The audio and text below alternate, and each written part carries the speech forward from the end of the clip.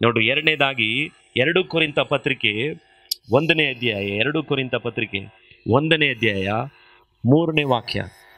2 ಕೊರಿಂಥ 1ನೇ ಅಧ್ಯಾಯ 3ನೇ ವಾಕ್ಯ. ಅಲ್ಲಿ ದೇವರೇನು ಹೇಳ್ತಾನೆ? ದೇವರು ಅಲ್ಲಿ ಒಬ್ಬ ವ್ಯಕ್ತಿಗೆ ಮಾಡಿದಂತ ಒಂದು ಆದರಣೆಯನ್ನ ನಾವು ನೋಡೋಣ. 2 ಕೊರಿಂಥ 1ನೇ ಅಧ್ಯಾಯ 3ನೇ ವಾಕ್ಯ. ನಮ್ಮ ಕರ್ತನಾದ ಯೇಸು ಕ್ರಿಸ್ತನ ದೇವರು ತಂದೆಯೂ ಆಗಿರುವ ಆತನಿಗೆ ಸ್ತೋತ್ರವಾಗಲಿ. ಆತನು ಕನಿಕರವುಳ್ಳ ತಂದೆಯು ಸಕಲ ವಿಧವಾಗಿ ಸಂತೈಸುವ ದೇವರು ಆಗಿದ್ದು, ನಮಗೆ ಸಂಭವಿಸುವ ಎಲ್ಲಾ ಸಂಕಟಗಳಲ್ಲಿ ನಮ್ಮನ್ನ ಏನ್ ಮಾಡ್ತಾನಂತೆ? ಸಂತೈಸ್ತಾನೆ. ನಾನು ಮೊದಲನೇದಾಗಿ ನಿಮ್ಗೆ ಹೇಳಿದೆ, ದೇವರು ನಮ್ಮ ಅವಮಾನಗಳಲ್ಲಿ ನಮ್ಮನ್ನ ಏನ್ ಮಾಡ್ತಾರೆ? ಸಂತೈಸ್ತಾರೆ. ಎರಡನೇದಾಗಿ ನಮ್ಮ ದೇವರು ಯಾರಂದ್ರೆ, ಎಲ್ರು ಹೇಳ್ರಿ, ಸಂಕಟಗಳಲ್ಲಿ ಸಂತೈಸುವ ದೇವರು. ಎಲ್ಲರೂ ಹೇಳ್ರಿ ಒಂದ್ಸರಿ, ನಮಗೆ ಸಂಕಟಗಳಲ್ಲಿ ನಮ್ಮನ್ನ ಏನ್ ಮಾಡ್ತಾನೆ ಆತನು? ಸಂತೈಸುವ ದೇವರು. ಆ ಪದ ಗಮನಿಸ್ರಿ, ಸಕಲ ವಿಧವಾಗಿ ನಮ್ಮನ್ನ ಏನ್ ಮಾಡ್ತಾನಂತೆ ಆತನು? ಪದ ಗಮನಿಸ್ರಿ, 3ನೇ ಪದ ವಾಕ್ಯದಲ್ಲಿದೆ, ಸಕಲ ವಿಧವಾಗಿ ನಮ್ಮ ಸಂತೈಸುವ ದೇವರು. ಅಂದ್ರೆ ಸಕಲ ವಿಧ ಅಂದ್ರೆ ನೀವು ಯಾವುದೇ ಸಂಕಟ ಕೂಡ ಹೇಳ್ಬೋದು. ಅದರಲ್ಲಿ ನೀವು ಹೇಳ್ಬೋದು, ಒಂದ್ ವೇಳೆ ನಿಮ್ಮ ಆರೋಗ್ಯದ ಸಂಕಟ, ನನ್ನ ಮನೆ ಒಡೆದೋಗಿದ್ದ ಸಂಕಟ, ನನ್ನ ಮಕ್ಕಳು ಬೆಳೆದಿರೋ ಸಂಕಟ, ನೀವು ಯಾವ್ಯಾವ ಸಂಕಟಗಳನ್ನ ಹೇಳ್ತಿದ್ದೀರೋ ಆ ಎಲ್ಲ ಸಂಕಟಗಳಲ್ಲೂ ದೇವ್ರೇನ್ ಮಾಡ್ತಾನಂತೆ? ಒಬ್ಬೊಬ್ಬರಿಗೆ ತಕ್ಕ ಹಾಗೆ ಸಕಲ ವಿಧವಾಗಿ ಏನ್ ಮಾಡ್ತಾರಂತೆ? ಸಂತೈಸ್ತಾನೆ. ಪೌಲನು ಈ ಮಾತನ್ನ ಯಾಕೆ ಹೇಳ್ತಾ ಇದ್ದಾನೆ? ಅಪೊಸ್ತಲರ ಕೃತ್ಯ 18ನೇ ಅಧ್ಯಾಯದಲ್ಲಿ ನೀವು ಬರ್ಕೊಡ್ರಿ, ಜಸ್ಟ್ 1.5 ವರ್ಷ ಕೊರಿಂಥ ಸಭೆಯನ್ನ ಅವನಲ್ಲಿ ಸೇವೆ ಮಾಡ್ತಾನೆ. ಆ 1.5 ವರ್ಷ ಸಭೆಯನ್ನ ಬೆಳೆಸಿ ಸೇವೆ ಮಾಡಿ ಅವನು ವಾಪಸ್ ಬಂದ್ಮೇಲೆ ಒಂದು ದೊಡ್ಡ ಪ್ರಾಬ್ಲಮ್ ಉಂಟಾಗ್ಬಿಡುತ್ತೆ ಚರ್ಚಲ್ಲಿ. ಆ ಚರ್ಚಿನ ಜನರುಗಳು ಕೆಲವರು ಮಲ್ತಾಯಿಯನ್ನ ಇಟ್ಕೊಳ್ತಾರೆ. ಆ ಸಭೆಯಲ್ಲಿ ದೊಡ್ಡ ದೊಡ್ಡ ಪಾಪಗಳು ಬಂದ್ಬಿಡುತ್ತೆ. ಒಂದು ಗಂಭೀರವಾದಂಥ ಪ್ರಾಬ್ಲಮ್, ಒಂದು ಸೀರಿಯಸ್ ಪ್ರಾಬ್ಲಮ್ ಬಂದಾಗ ಪೌಲನ್ ಏನ್ ಮಾಡ್ತಾನೆ? ಪರಿಹಾರಕ್ಕೋಸ್ಕರ 1 ಕೊರಿಂಥ ಪತ್ರಿಕೆ ಬರೆದು ತಿಮೋತಿ ಕೈಯಲ್ಲಿ ಕಳಿಸ್ತಾನೆ. ಆ ಜನರಿಗೆ ಎಚ್ಚರಿಸಿ ಬರೀತಾನೆ. ಆದ್ರೆ ಬರೆದಂತ ಅಂತ ಮಾತುಗಳನ್ನ ಆ ಜನರುಗಳು ಕೇಳಿದಾಗ ಅವ್ರಿಗೆ ಸಖತ್ತು ಕೋಪ ಬರುತ್ತೆ ಒಂದ್ ಕಡೆ ಪೌಲನ ಮೇಲೆ. ಈ ಸೇವಕ ನಮ್ಗೆ ಇಷ್ಟು ನೋವು ಪಡಿಸ್ಬಿಟ್ನಲ್ಲ. ಇನ್ನೊಂದು ಕಡೆ ಅವನಿಗೂ ಅವ್ರನ್ನ ಸಂಕಟ ಪಡಿಸಿದ್ಮೇಲೆ ಅವನಿಗೂ ಅವ್ರನ್ನ ನೋಡಕ್ ಮನಸ್ಸಿಲ್ಲ. 2 ಕೊರಿಂಥ 2ನೇ ಅಧ್ಯಾಯ 1ನೇ ವಾಕ್ಯದಲ್ಲ ಅವನೇ ಹೇಳ್ತಾನೆ ನೋಡ್ರಿ, ಅವನಿಗೆ ಎಂತ ಸಂಕಟ ಬಂತಂದ್ರೆ ಅವ್ರಿಗೆ ಆ ಗದರಿಸಿ ಮಾತು ಹೇಳಿದ್ಮೇಲೆ 2 ಕೊರಿಂಥ 2:1, ಆದರೆ ನಾನು ತಿರುಗಿ ನಿಮ್ಮ ಬಳಿಗೆ ದುಃಖದಿಂದ ಬರುವುದಿಲ್ಲವೆಂದು ನನ್ನಲ್ಲಿ ತೀರ್ಮಾನಿಸಿಕೊಂಡೆನು. ನಾನು ನಿಮ್ಮನ್ನು ದುಃಖಪಡಿಸಿದ್ರೆ ನನ್ನನ್ನು ಆನಂದ ಪಡಿಸುವುದಕ್ಕೆ ಯಾರಿದ್ದಾರೆ? ಪೌಲನಿಗೆ ಇಷ್ಟು ಸಂಕಟ ಆಯ್ತು, ನಾನು ವಾಪಸ್ ಬಂದ್ರೆ ನಾನು ಮತ್ತೆ ನಿಮ್ಮನ್ನು ಸಂಕಟ ಪಡಿಸ್ತೀನೇನೋ ಅಂತ ನಾನು ಬರದೇ ಇಲ್ಲ ಅಂತ ಹೇಳ್ತಾನೆ. ಅಂದ್ರೆ ಆ ಸಭೆ ಎಷ್ಟು ಅವನನ್ನು ನೋವು ಪಡಿಸಿರ್ಬೋದು. ಆದ್ರೆ ಅಂಥ ನೋವು, ಅಂಥ ಸಂಕಟಗಳ ಮಧ್ಯದಲ್ಲಿ ಪೌಲನು ಹೇಳಿದಂಥ ಅದ್ಭುತವಾದಂಥ ಪದ ಏನ್ ಗೊತ್ತಾ? ವಾಪಸ್ ಬನ್ರಿ ನೀವು. ಅದೇ 2 ಕೊರಿಂಥ 1ನೇ ಅಧ್ಯಾಯದಲ್ಲಿ ದೇವರು ಅಲ್ಲಿ ಬರೆಸಿರುವಂಥ ಪದ 4ನೇ ವಾಕ್ಯದಲ್ಲಿ, ನಮಗೆ ಸಂಭವಿಸುವ ಎಲ್ಲಾ ಸಂಕಟಗಳಲ್ಲಿ ನಮ್ಮನ್ನ ಏನ್ ಮಾಡ್ತಾನೆ? ಸಂತೈಸ್ತಾನೆ. ನೋಡ್ರಿ, ಆ 1ರಿಂದ 11 ವಾಕ್ಯದಲ್ಲಿ ಸುಮಾರು ಈ ಪತ್ರಿಕೆಯಲ್ಲಿ ನೀವು ನೋಡೋದಾದ್ರೆ ಆದರಣೆ ಅನ್ನೋ ಪದ 18 ಸಾರಿ ಇದೆ. ಎಷ್ಟು ಸರಿ ಇದೆ? 18 ಸಾರಿ ಇದೆ. ನೀವು ಬರ್ಕೋಬಹುದು. ಕಂಫರ್ಟ್ ಅನ್ನೋ ಪದ 18 ಸಾರಿ ಇದೆ. ಆದ್ರೆ 1ನೇ ಅಧ್ಯಾಯದಲ್ಲೇ ಸುಮಾರು ಕಡೆ ಆದರಣೆ ಅನ್ನೋ ಪದ ಬಳಸ್ತಾನೆ. ನೋಡ್ರಿ, ಎಲ್ಲಿ ಬಳಸ್ತಾನೆ? 4ನೇ ವಾಕ್ಯದಲ್ಲಿ ಹೇಳ್ತಾನೆ, ನಾನಾ ವಿಧವಾದ ಸಂಕಟಗಳಲ್ಲಿ ದೇವರಿಂದ ನಮಗಾಗುವ ಆದರಣೆಯ ಮೂಲಕ ಅನ್ನುವಂಥ ಪದವನ್ನು ಹೇಳ್ತಾನೆ ಅಲ್ವಾ? ನಿಮಗೆ ಸಿಗ್ತಾ ಪದ? ಆದರಣೆಯ ಮೂಲಕ. 5ನೇ ವಾಕ್ಯದಲ್ಲಿ ಏನ್ ಹೇಳ್ತಾನೆ? ಸಂತೈಸುವುದಕ್ಕೆ ಅನ್ನುವಂಥ ಪದ, ಅದು ಕಂಫರ್ಟ್ ಅನ್ನುವಂಥ ಪದ. 6ನೇ ವಾಕ್ಯದಲ್ಲಿ ನೋಡ್ರಿ ಏನಾಗುತ್ತೆ? ಅದರಿಂದ ನಿಮಗೆ ಆದರಣೆ ಆಗುತ್ತದೆ ಅಂತ ಹೇಳ್ತಾನೆ. 7ನೇ ವಾಕ್ಯದಲ್ಲಿ ನೋಡ್ರಿ, ನಮ್ಮೊಂದಿಗೆ ಪಾಲುಗಾರರಾಗಿರುವ ಪ್ರಕಾರ ಆದರಣೆಯಲ್ಲಿ. ಅಂದ್ರೆ ಅರ್ಥ ಏನು? ಅಷ್ಟು ವಿಷಯಗಳಲ್ಲಿ ಅವನು ಬಳಸಿರುವಂತ ಪದ ಅವಾಗ ಏನಂದ್ರೆ ಆದರಣೆ, ಸಂತೈಸುವಿಕೆ, ಕಂಫರ್ಟ್. ಆಕ್ಚುಲಿ ಈ ಪದ ಕಂಫರ್ಟ್ ಅನ್ನುವಂಥ ಪದ ಮೂಲ ಭಾಷೆಯಲ್ಲಿ ಏನ್ ಅರ್ಥ ಅಂದ್ರೆ, he called me side to help. ಅಂದ್ರೆ ಅರ್ಥ, ನಮ್ಮ ಪಕ್ಕದಲ್ಲಿ ಒಬ್ಬ ಬಂದು ಸಹಾಯಕ್ಕೆ ಬಂದು ನಿಲ್ತಾನಂತೆ. ನಮ್ಮ ದೇವರು ಯಾರಂದ್ರೆ ಪರಿಶುದ್ಧಾತ್ಮನು, ಪವಿತ್ರಾತ್ಮನು ಅನ್ನುವಂಥ ಪದ ಪ್ಯಾರಾಕ್ಲೀಟೆ ಅಂತ ಈ ಗ್ರೀಕ್ ಪದದಲ್ಲಿ ಹೇಳ್ತಾರೆ.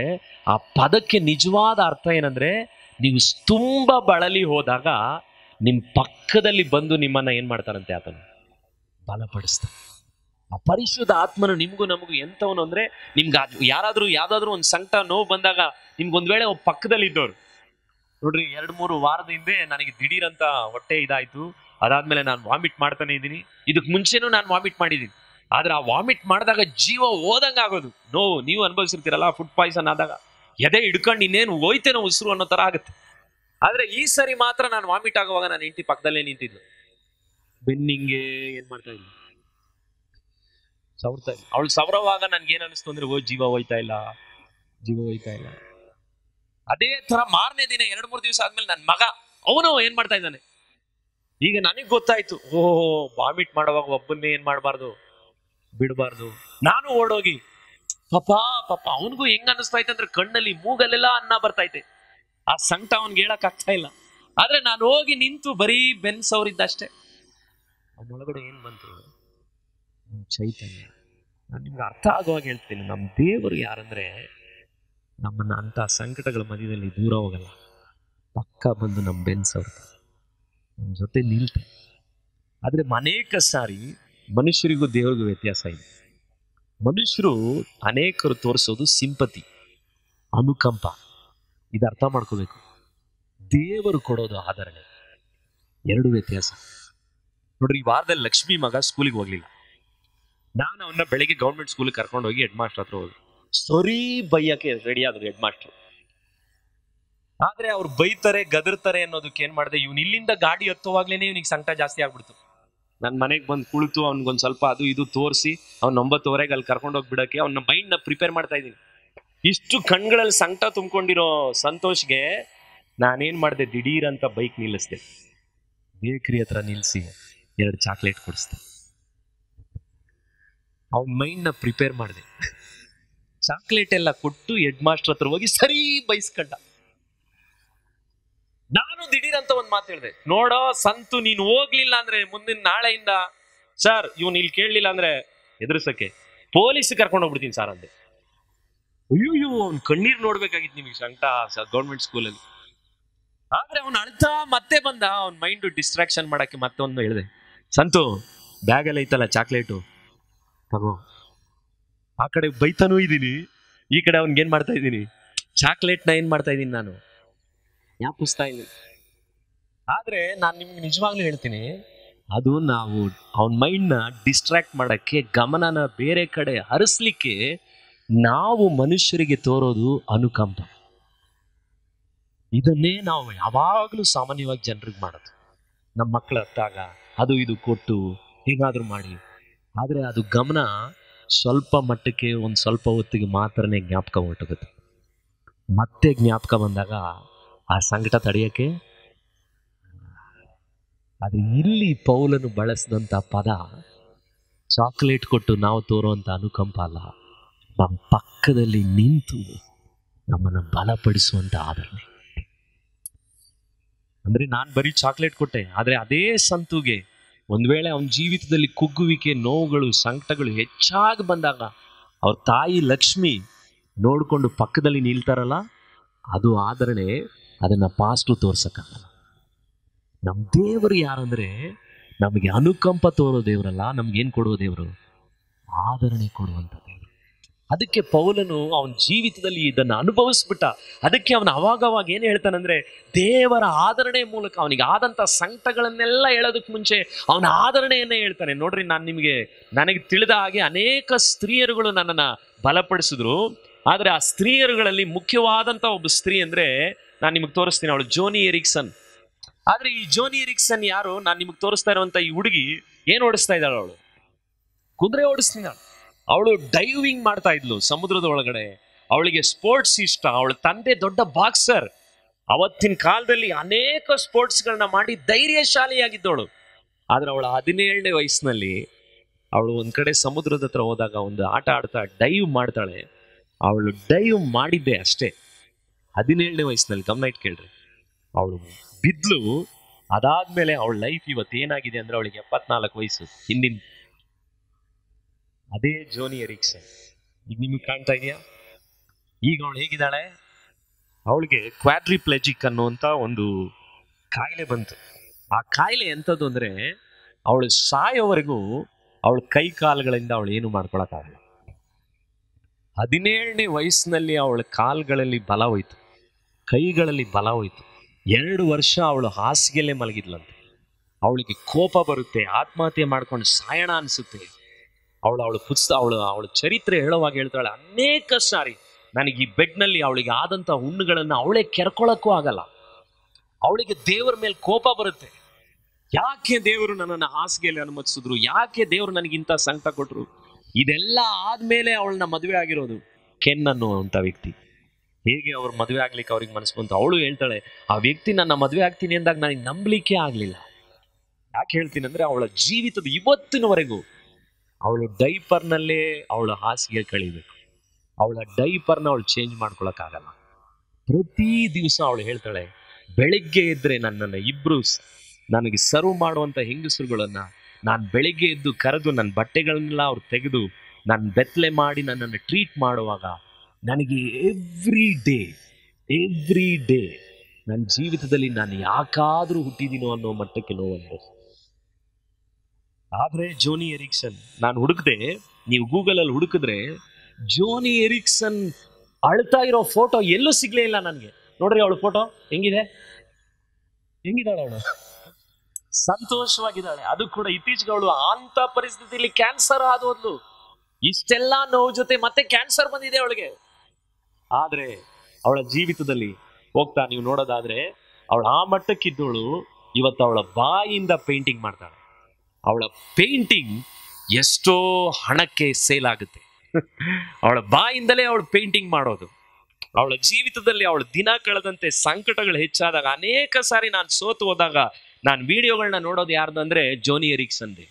ತಾಳ್ಮೆ ಬಗ್ಗೆ, ದೀರ್ಘ ಶಾಂತಿ ಬಗ್ಗೆ ಅವಳು ಹೇಳಿರುವಂತ ಅನೇಕ ವಿಷಯಗಳು ನನ್ನ ಜೀವಿತದಲ್ಲಿ ಸಲಹೆ ಆಗಿ ಉಳಿದಿದೆ. ಆದ್ರೆ ಆ ಜೋನಿ ಎರಿಕ್ಸನ್ ಅವಳು ಹೇಳಿದಂತ ಅದ್ಭುತವಾದಂತ ಮಾತು, ಒಂದು ಮಾತನ್ನ ಅವಳು ಹೇಳ್ತಾಳೆ.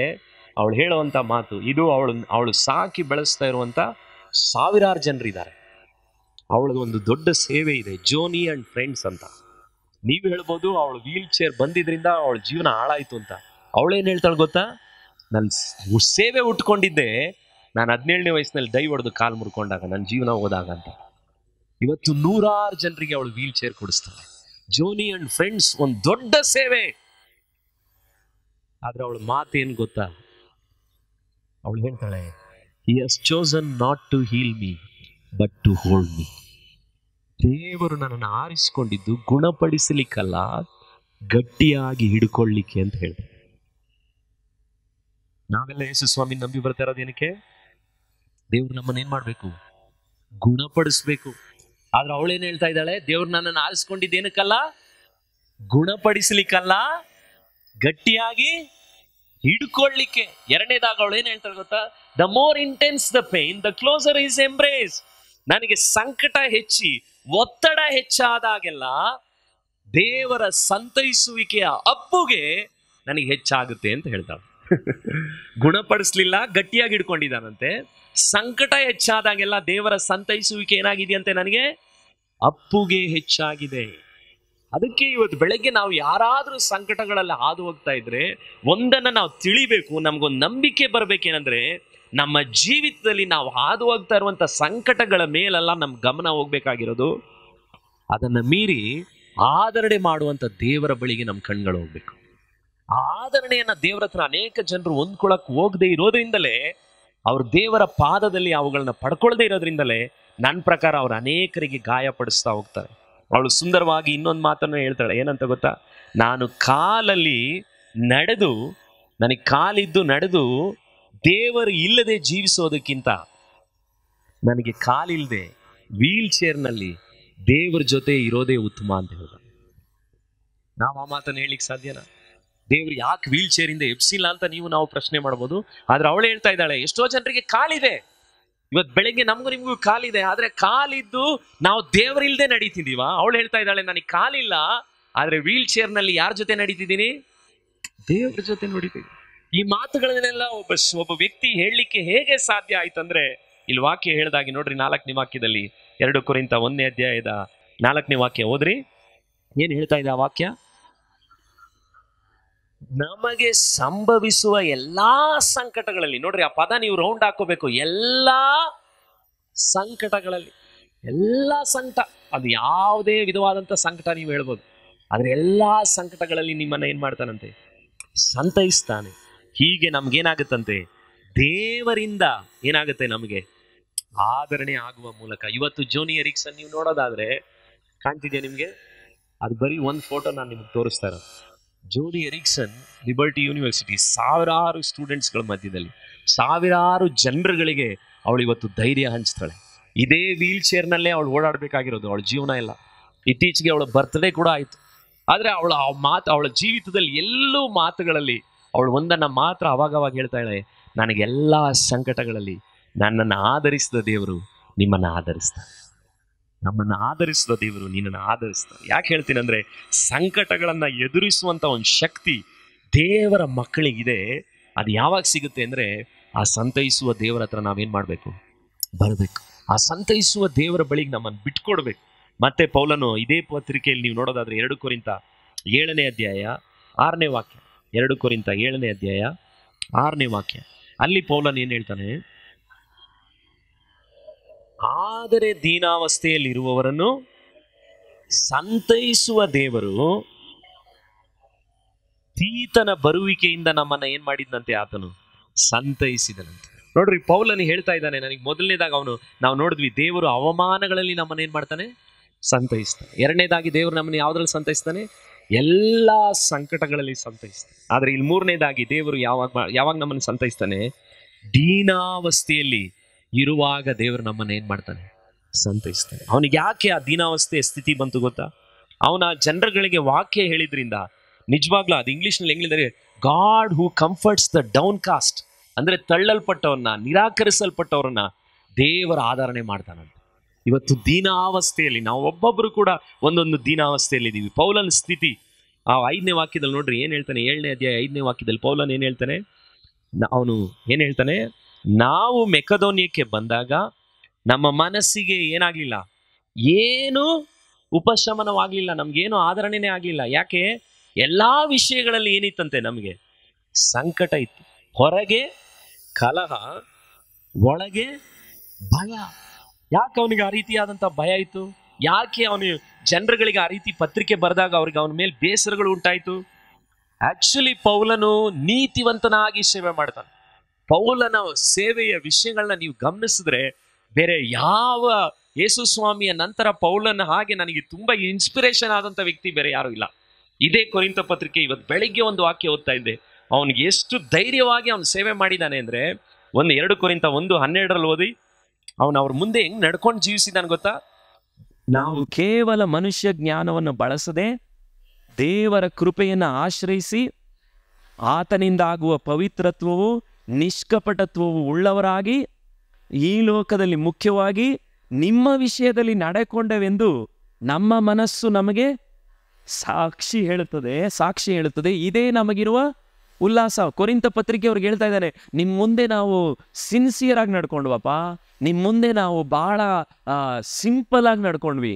ಇಂಗ್ಲೀಷ್ನಲ್ಲಿ ಸಿಂಪ್ಲಿಸಿಟಿ, ಸಿನ್ಸಿಯಾರಿಟಿ ಅಂತ ಹೇಳ್ತಾರೆ. ಈ 2 ರೀತಿಲೂ ನಾವು ನಡ್ಕೊಂಡ್ವಿ ಅಂತ ಹೇಳ್ತಾನೆ. ಇಂಥ ಅದ್ಭುತವಾಗಿ ಸೇವೆ ಮಾಡಿದಂಥ ಪೌಲನಿಗೆ ನಿಮಗೆ ಗೊತ್ತಾ ಜನರು ಕೊಟ್ಟಿದ್ದ ಪಟ್ಟ ಏನು ಗೊತ್ತಾ?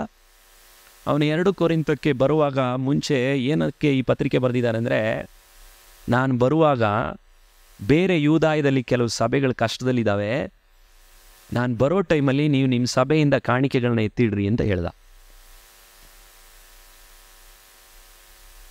ಪಾಸ್ಟರ್ ತ್ಯಾಗವಾಗಿ ಸೇವೆ ಮಾಡಿ ಬೇರೆ ಕಷ್ಟಪಡ್ತಾ ಇರೋ ಜನರುಗಳಿಗೆ ಕಾಣಿಕೆ ಎತ್ತಿಡಿ ಅಂತ ಹೇಳ್ದ.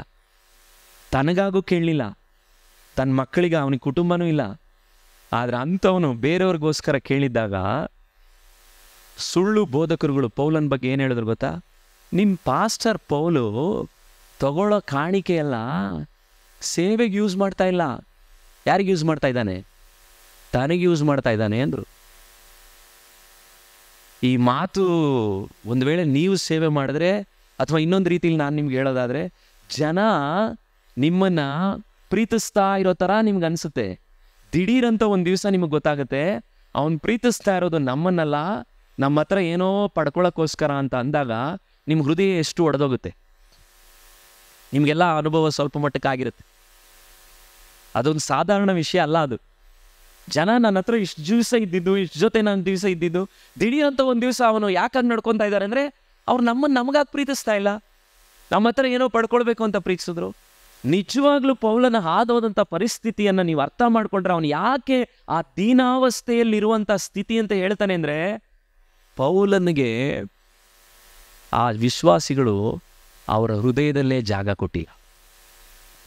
ಇಷ್ಟು ತ್ಯಾಗವಾಗಿ ಸೇವೆ ಮಾಡಿದ ಪೌಲನಿಗೆ ಪಾಸ್ಟ್ರಿಗೇನೆ ಅವ್ರ ಕಣ್ಮುಂದೆ ಅವ್ರ ಹೃದಯದಲ್ಲಿ ಜಾಗ ಕೊಟ್ಟಿಲ್ಲ. ಅದಕ್ಕೆ ಪೌಲನು 2 ಕೊರಿಂಥ ಇವುಗಳನ್ನೆಲ್ಲ ನೀವು ಒಬ್ಬ ಸೇವಕನ ಹೃದಯದಲ್ಲಿ ನೋಡಿದ್ರೆ, ಈ ವಾರದಲ್ಲಿ ನನ್ನನ್ನು ಬಹಳ ಬಹಳ ಬಹಳ ಹೃದಯ ಮುಟ್ಟುವಂಥ ವಾಕ್ಯಗಳದು. 2 ಕೊರಿಂಥ 7:2 ಏನು ಹೇಳ್ತಾನೆ ಗೊತ್ತಾ?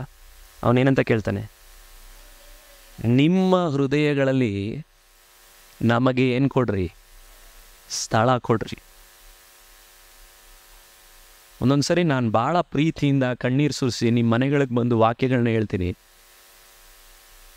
ಆದರೆ ನಾನು ಯೋಚನೆ ಮಾಡ್ತೀನಿ, ಒಂದು ವೇಳೆ ನಿಮ್ಮ ಹೃದಯಗಳಲ್ಲಿ ನಾನಿದ್ದೀನಾ? ನನಗಾಗಿ ನೀವು ಅಳ್ತಾ ಪ್ರೇಯರ್ ಮಾಡ್ತೀರಾ?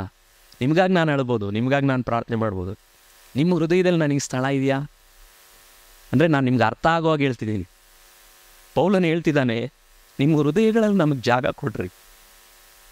ಅಂದರೆ ಇಷ್ಟು ನಿಸ್ವಾರ್ಥವಾಗಿ ಸೇವೆ ಮಾಡಿದವನಿಗೆ ಆ ಜನರುಗಳು ಹೆಂಗೆ ಹೃದಯದಲ್ಲಿ ಜಾಗ ಕೊಡದೆ ಬರೀ ವಾರ ವಾರ ಬಂದು ಹೋಗಿದ್ದಾರೆ.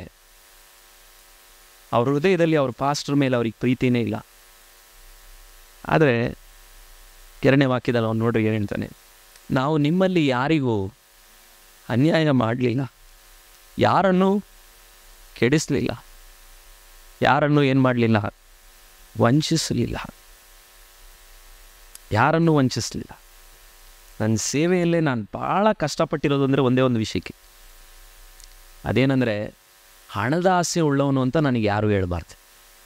ಇದನ್ನು 20 ವರ್ಷದಿಂದಲೂ ನಾನು ಹೋರಾಟ ಮಾಡ್ತಾಯಿದ್ದೆ. ಅದು ಒಂದೊಂದಕ್ಕೋಸ್ಕರನೂ ನಾನು ಎಷ್ಟು ಪ್ರಯತ್ನ ಪಡಬೇಕು ಅಷ್ಟು ಸರಳವಾಗಿ ಜೀವಿಸೋಕ್ಕೆ ಟ್ರೈ ಮಾಡ್ತೆ. ಆದರೆ ನಿಮಗೆ ಗೊತ್ತಾ, ಒಂದು ಸರಿ ನನ್ನ ಎದುರುಗಡೆನೇ ಒಬ್ಬ ಹುಡುಗ ಒಂದು ಮಾತು ಹೇಳ್ದ, ಅಣ್ಣ ನೀವು ದುಡ್ಡಿರೋರ್ನ ಒಂಥರ ನೋಡ್ತೀರಾ ಅಣ್ಣ, ದುಡ್ಡು ಇಲ್ಲದೆ ಇರೋರನ್ನ ಒಂಥರ ನೋಡ್ತೀರಾ ಅಣ್ಣ. ನಾನು ಅವತ್ತು ಕಾರ್ನಲ್ಲಿ ಟ್ರಾವೆಲ್ ಮಾಡ್ತಾಯಿದ್ದೆ ಉಡುಪಿಯಲ್ಲಿ ಸೇವೆಯಲ್ಲಿ.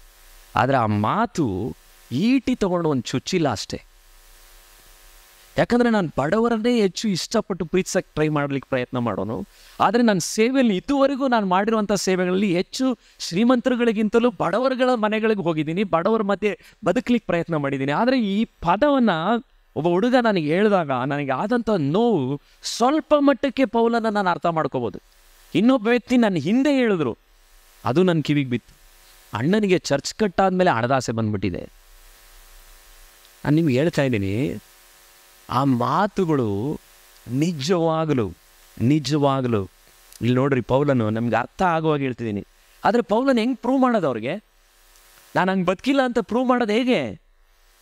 ಪೌಲನ್ ಹೇಳ್ತಾ ಇದ್ದಾನೆ ನೋಡ್ರಿ, 3ನೇ ವಾಕ್ಯದಲ್ಲಿ ಹೇಳ್ತಾನೆ, ನಿಮ್ಮ ಮೇಲೆ ತಪ್ಪು ಹೊರಿಸಬೇಕೆಂದು ನಾನು ಇದನ್ನು ಹೇಳೋದಿಲ್ಲ, ಕೂಡ ಸಾಯುವುದಕ್ಕೂ ಕೂಡ ಬದುಕುವುದಕ್ಕೂ ನೀವು ನಮ್ಮ ಹೃದಯದಲ್ಲಿ ಇದ್ದೀರೆಂದು ಮೊದಲೇ ಹೇಳಿದ್ನಲ್ಲ. ಹೀಗೆ ಹೇಳ್ತಾ ಇದ್ದಾರೆ, ನೀವು ನನ್ನ ಹೃದಯದಲ್ಲಿದ್ರಿ. ನೋಡ್ರಿ, ಮತ್ತೆ 6ನೇ ಅಧ್ಯಾಯದಲ್ಲೂ ಅದನ್ನೇ ಹೇಳ್ತಾನೆ. ಏನಂತ ಗೊತ್ತಾ? ಏನಂತ ಹೇಳ್ತಾನೆ? 6ನೇ ಅಧ್ಯಾಯ 13ನೇ ವಾಕ್ಯದಲ್ಲಿ, ನಿಮ್ಮ ವಿಷಯದಲ್ಲಿ ನಮ್ಮ ಹೃದಯ ಏನಾಗಿದೆ? ವಿಶಾಲವಾಗಿರೋದೇ. ನಿಮ್ಮ ಕುರಿತದಲ್ಲಿ ನನ್ನ ಹೃದಯ ವಿಶಾಲವಾಗಿರೋದು. ನೋಡ್ರಿ, ನಾನು ಆರಾಧನೆ ಮಾಡ್ತಾ ಇದ್ದೆ. ಇವತ್ತು ಮೋಸ್ಟ್ಲಿ ಕೀರ್ತನ ಬರಲ್ಲ ಅಂದ್ಕೊಂಡೆ, ಆದರೆ ನಿಮ್ಗೆ ಯಾರಿಗೂ ಕಾಣಲ್ಲ. ನಾನು ಇಲ್ಲಿಂದ ನೋಡ್ತಾ ಇದ್ದೀನಿ, ರತ್ನ ಸಿಸ್ಟ್ರು ಅವಳನ್ನ ಎತ್ಕೊಂಡು ಅಲ್ಲಿಂದ ಓಡ್ ಬರ್ತಾ ಇದ್ದಾರೆ.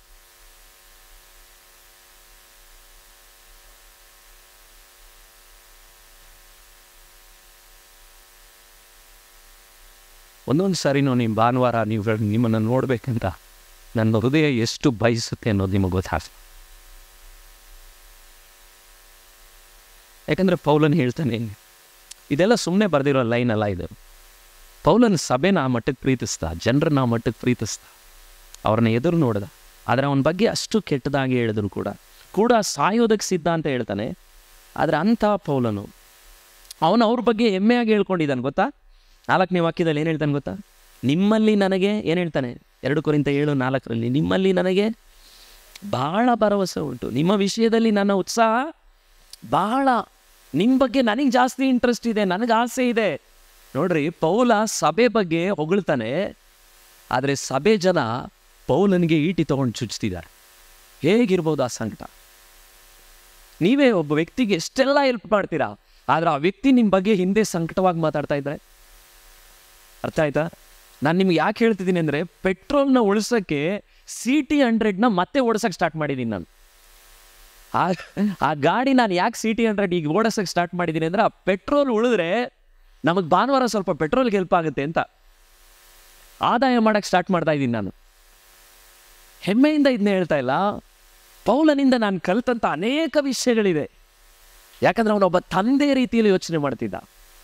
ಆದರೆ ಅಂಥ ಪರಿಸ್ಥಿತಿಗಳನ್ನ ನಾವು ಮಾಡುವಾಗ, ಒಂದು ವೇಳೆ ನೀವು ಕಾಣಿಕೆ ಕೊಡದೇ ಇರ್ಬೋದು, ಆದರೆ ಒಂದು ವೇಳೆ ನನಗೇನಾದರೂ ನಿಮ್ಮ ಹೃದಯದಲ್ಲಿ ನನಗೆ ಜಾಗನೇ ಇಲ್ಲ ಅಂತ ಅನಿಸಿದ್ರೆ ನನಗೆ ಎಷ್ಟು ಸಂಕಟ ಆಗ್ಬೋದು. ಅರ್ಥ ಆಗ್ತಿದೆಯಾ ನಿಮಗೆ? ನನ್ನ ಬಗ್ಗೆ ಮಾತಾಡೋದು ಎರಡನೇದು, ಆದರೆ ನಿಮ್ಮ ಹೃದಯದಲ್ಲಿ ನನಗೆ ಜಾಗನೇ ಇಲ್ಲ ಅಂದರೆ, ನಾನು ಅದಕ್ಕೆ ಹೇಳ್ತೀನಿ, ಸಂಕಟ ಪಟ್ಟಂಥ ಒಬ್ಬೊಬ್ಬ ಸೇವಕನಿಗೂ ತೀತನ ಥರ ಕೆಲವರು ಇರಬೇಕು. ಕೆಳಗಡೆ ವಾಕ್ಯ ಹೇಳುತ್ತೆ, 6ನೇ ವಾಕ್ಯದಲ್ಲಿ ಏನು ಹೇಳ್ತಾನೆ? ಆದರೆ ದೀನಾವಸ್ಥೆಯಲ್ಲಿರುವವರನ್ನು ಸಂತೈಸುವ ದೇವರು ತೀತನ ಬರುವಿಕೆಯಿಂದ ಏನು ಮಾಡಿದಂತೆ ನಮ್ಮನ್ನು ಸಂತೈಸಿ. ಒಂದು ವೇಳೆ ಅವತ್ತು ತೀತ ಏನು ಮಾಡಿರ್ಬೋದು? ಪಾಸ್ಟರ್ ಪಾಲ್ ಬಗ್ಗೆ ತೀತ ಹೇಳಿರ್ತಾನೆ, ನೀವು ನಮ್ಮ ಪಾಸ್ಟರ್ ಬಗ್ಗೆ ಹಿಂಗೆ ಮಾತಾಡ್ತಿದ್ಯಾ, ಪಾಸ್ಟರ್ ಪಾಲ್ ಏನೇನೂ ಮಾಡ್ಕೊಂಡಿಲ್ಲಪ್ಪ, ಅವ್ರು ನಿಮಗೋಸ್ಕರ ಎಷ್ಟು ಅಳ್ತಾರೆ ಗೊತ್ತಾ? ನಾನು ಹೇಳ್ತೀನಿ, ಇವತ್ತು ನಿಜವಾಗಲೂ ತೀತನ ಥರ ಕೆಲವರು ಮಾತಾಡಿದ್ದಿದ್ರೆ ಸಾಕು, ಕೆಲವು ಸೇವಕರು ಇನ್ನೂ ಸೇವೆ ಮಾಡಿರೋದು. ಸಂಬಂಧಗಳನ್ನು ಮುರಿಯೋರೇ ಜಾಸ್ತಿ. ಆದರೆ ಇಲ್ಲಿ ಪೌಲ ಏನು ಹೇಳ್ತಾ ಇದ್ದಾನೆ ಗೊತ್ತಾ? ಅವನ ಬರುವಿಕೆಯಿಂದ ಮಾತ್ರವಲ್ಲದೆ ಅವನು ತಾನೂ ನಿಮ್ಮಲ್ಲಿ ಬಹಳ ಆದರಣೆಯನ್ನು ಏನು ಮಾಡಿದ್ನಂತೆ, ಹೊಂದಿದ್ದೇನೆಂದು ಹೇಳಿದ್ದರಿಂದಲೂ ನಮ್ಮನ್ನು ಏನು ಮಾಡಿದ್ನು? ಸಂತೈಸಿದನು. ಅವನು ನಿಮ್ಮ ಹಂಬಲ, ನಿಮ್ಮ ಗೋಳಾಟ, ನನ್ನ ವಿಷಯವಾದ ನಿಮ್ಮ ಆಸಕ್ತಿ ಇವುಗಳನ್ನು ನಮಗೆ ತಿಳಿಸಿದಾಗ ನಾನೇನು ಮಾಡಿಬಿಟ್ನಂತೆ? ಹೆಚ್ಚಾಗಿ ಸಂತೋಷಪಡ್ತೀನಿ. ಹಾಗಿದ್ರೆ ನಿಜವಾಗಲೂ ಇವತ್ತು ನಿಮ್ಮ ಲೈಫ್ಗಳಲ್ಲಿ ಒಂದು ವೇಳೆ ನೀವುಗಳು ಏನಾದರೂ ಹಾದು ಹೋಗ್ತಾ ಇದ್ದರೆ ಕೂಡ ನಾನು ನಿಮ್ಗೆ ಹೇಳ್ತಾ ಇದ್ದೀನಿ, ನಿಜವಾಗ್ಲೂ ನೀವು ಬೇರೆಯವರಿಗೆ ಒಳ್ಳೆಯದನ್ನು ಮಾಡಿ, ನಿಮ್ಮ ಹೃದಯದಲ್ಲಿ ಯಾವುದೇ ಕೆಟ್ಟ ಕಾರ್ಯಗಳನ್ನ ಇಟ್ಕೊಳ್ಳದೆ ನೀವು ಒಳ್ಳೆಯದನ್ನು ಮಾಡಿದರೂ ಕೂಡ ಇವತ್ತು ಜನ ನಿಮ್ಮನ್ನು ಮರ್ತೋಗಿದ್ದಾರಾ? ಅಥವಾ ಜನರು ನಿಜವಾಗ್ಲೂ ಅವ್ರ ಹೃದಯದಿಂದ ನಿಮ್ಮನ್ನು ತೆಗೆದು ಬಿಸಾಕಿದಾರಾ? ನಾನು ನಿಮ್ಗೆ ಹೇಳ್ತಾ ಇದ್ದೀನಿ, ಆದರೆ ಅಂಥ ದೀನಾವಸ್ಥೆಯಲ್ಲೂ ನಿಮ್ಮನ್ನು ಸಂತೈಸುವ ದೇವರಿದ್ದಾರೆ. ಅಂಥ ದೀನಾವಸ್ಥೆಯಲ್ಲಿ ನಮ್ಮನ್ನು ಸಂತೈಸುವಂಥ ದೇವರಿದ್ದಾರೆ. ಆ ದೇವರು, ಯಾಕಂದರೆ ಯೇಸು ಸ್ವಾಮಿ ಕೂಡ ಅದನ್ನು ಹಾದೋದ್ನು. ಯೇಸು ಸ್ವಾಮಿ ನಿಜವಾಗ್ಲೂ, ಅದಕ್ಕೆ ನನಗೆ ಆಶ್ಚರ್ಯ ಆಗಿದ್ದು ವಿಷಯ ಏನಲ್ಲ, ಯೇಸು ಸ್ವಾಮಿ ಜೊತೆಗೆ ಇದ್ದು ನಡೆಸಿದಂಥ ಒಬ್ಬ ವ್ಯಕ್ತಿ, ಅವನ್ನ ಭಾಳ ಯೇಸು ಸ್ವಾಮಿ ಪ್ರೀತಿಸಿದ್ರು. ಆದರೆ ಒಂದು ದಿವಸ ಯೇಸು ಸ್ವಾಮಿಗೆ ಗೊತ್ತಾಯಿತು, ಅವನು ಏನು ಮಾಡಿಲ್ಲ, ಯೇಸು ಸ್ವಾಮಿನ ಏನು ಮಾಡಿಲ್ಲ, ಪ್ರೀತಿನೇ ಮಾಡಿಲ್ಲ. ಕಾಲು ಕೂಡ ತೊಳೆದಿದ್ರು ಅವನದು ಕೂಡ. ಆದರೆ ಯೇಸು ಸ್ವಾಮಿಗೆ ಒಂದು ದಿವಸ ವಿಷಯ ಶಾಕ್ ಆಗಿ ಗೊತ್ತಾಗುತ್ತೆ, ಏನಂತ? ಅವನ ಹೃದಯದಲ್ಲಿ ನಾನು ಇಲ್ಲವೇ ಇಲ್ಲ. ಆದರೆ ಆ ಪದ, ಆ ನೋವು ಎಷ್ಟು ಸಂಕಟ ಆಗಿರ್ಬೋದು ಗೊತ್ತಾ? ಆ್ಯಕ್ಚುಲಿ ಯೇಸು ಸ್ವಾಮಿ ಭೂಮಿಯಲ್ಲಿದ್ದಾಗ ಶಿಷ್ಯರ ಹತ್ರ ಏನೂ ಕೇಳ್ಕೊಂಡಿಲ್ಲ. ಏನಾದರೂ ಕೇಳ್ಕೊಂಡ್ರ? ನನಗೆ ಅದು ಇದು ಮಾಡ್ರಿ ಅಂತ ಯೇಸು ಸ್ವಾಮಿ? ಆದರೆ ಒಂದೇ ಒಂದು ಕೇಳ್ಕೊಂಡ್ರು ಯೇಸು ಸ್ವಾಮಿ. ಏನು ಕೇಳ್ಕೊಂಡ್ರು? ಲೂಕ 22ನೇ ಅಧ್ಯಾಯದಲ್ಲಿ ನೋಡ್ರಿ, ಲೂಕ 22:39ನೇ ವಾಕ್ಯದಲ್ಲಿ, ತರುವಾಯ ಆತನು ಹೊರಟು ಪದ್ಧತಿ ಪ್ರಕಾರ ಎಣ್ಣೆ ಮರಗಳ ಗುಡ್ಡಕ್ಕೆ ಹೋದನು. ಕ್ಲುಪ್ತ ಸ್ಥಳಕ್ಕೆ ಬಂದಾಗ ಅವ್ರಿಗೇನಂತ ಕೇಳ್ತಾ ಇದ್ದಾನೆ? ನೀವು ಶೋಧನೆಗೆ ಒಳಗಾಗದಂತೆ ಏನು ಮಾಡ್ರಿ? ಅದನ್ನು ಅವ್ರಿಗೋಸ್ಕರನೇ ಕೇಳ್ತಿದ್ದಾನೆ. ನೀವು ಪ್ರಾರ್ಥಿಸ್ರಿ ಅಂತ ಹೇಳ್ತಾನೆ. ಮತ್ತೆ 41ನೇ ವಾಕ್ಯ, ಆಮೇಲೆ ಆತನು ಅವರನ್ನು ಓದಿ,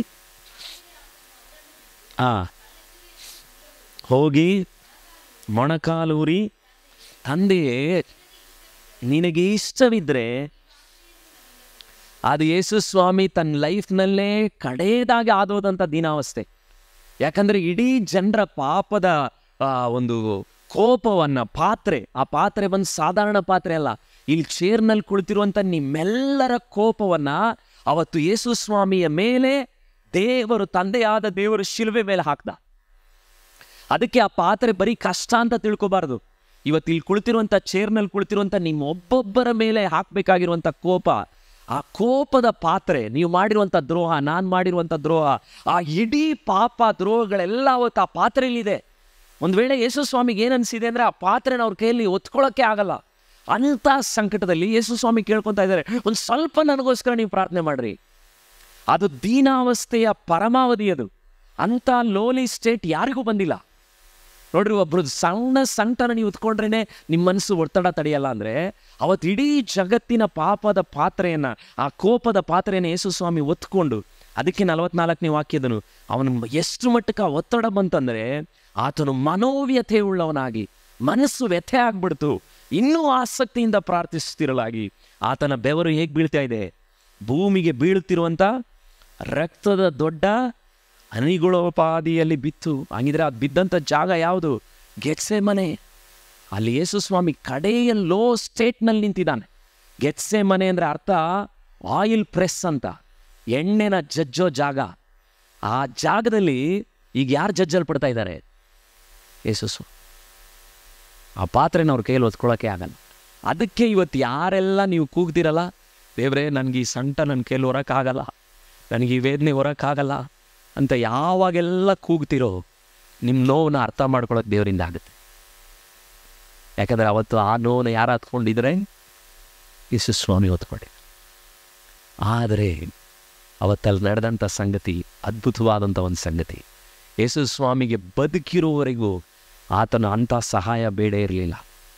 ಆದರೆ ಅವತ್ತೊಂದು ಅದ್ಭುತ ನಡೀತು ನೋಡ್ರಿ. 42ನೇ ವಾಕ್ಯದಲ್ಲಿ, ತಂದೆ ನಿನಗೆ ಇಷ್ಟವಿದ್ದರೆ ಏನು ಮಾಡು, ಈ ಪಾತ್ರೆಯನ್ನು ನನ್ನಿಂದ ತೊಲಗಿಸು, ಹೇಗೂ ನನ್ನ ಚಿತ್ತವಲ್ಲ ನಿನ್ನ ಚಿತ್ತವೇ ಆಗಲಿ ಅಂದನು. ಎಲ್ಲರೂ ಓದಿ ಈಗ. ಆಗ ಪರಲೋಕದಿಂದ ಬಂದ ಒಬ್ಬ ದೇವದೂತನು ಆತನಿಗೆ ಕಾಣಿಸಿಕೊಂಡು ಆತನನ್ನು ಏನು ಮಾಡಿದ? ಬಲಪಡಿಸಿ. ಒಂದು ಉಪವಾಸ ಪ್ರಾರ್ಥನೆಗೆ ಯೇಸು ಸ್ವಾಮಿ ಹತ್ರ ದೇವದೂತರು ಬರ್ತಾರೆ. ಎರಡನೇದಾಗಿ ಸಾಯೋ ಸ್ಟೇಜ್ನಲ್ಲಿ ಯೇಸು ಸ್ವಾಮಿ ನಮ್ಮ ನಿಮ್ಮ ಪರವಾಗಿ. ಅದಕ್ಕೆ ಆ ದೀನಾವಸ್ಥೆಯಲ್ಲಿ ಹಾದು ಹೋಗುವಂಥ ಪ್ರತಿಯೊಬ್ಬರುಗಳಿಗೂ ಇವತ್ತು ಬೆಳಗ್ಗೆ ನಾನು ಹೇಳ್ತೀನಿ, ನಿಮ್ಮ ಪಕ್ಕದಲ್ಲಿ ದೇವದೂತ ಬರ್ತಾನೆ. ನೀವು ಯಾವ ದೀನಾವಸ್ಥೆಯಲ್ಲಿ ಹಾದು ಹೋಗ್ತಿರೋ, ಆ ಸಂಕಟದ ಪರಮಾವಧಿ ಅಂತ ಹೇಳ್ತಿರೋ, ಅವತ್ತು ದೇವದೂತನು ನಿಮ್ಮನ್ನು ಬಲಪಡಿಸ್ತಾರೆ. ಆದರೆ ಆ ಬಲಪಡಿಸುವಂಥ ದೇವರ ಬಳಿಗೆ ಇವತ್ತು ಬೆಳಗ್ಗೆ ನೀವು ಬರಬೇಕು.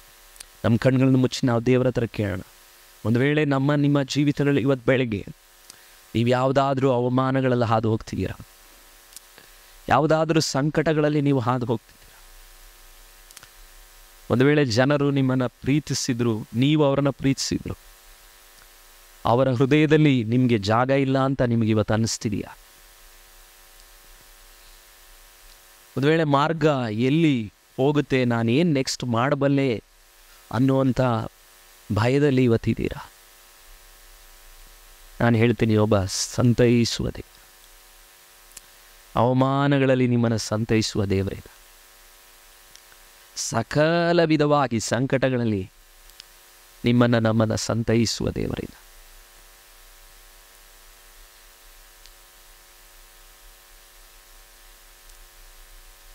ಪೌಲನಿಗೆ ಅವತ್ತು ಅವನ ಸೇವೆಗಳಲ್ಲಿ, ಅವನ ಜೀವಿತಗಳಲ್ಲಿ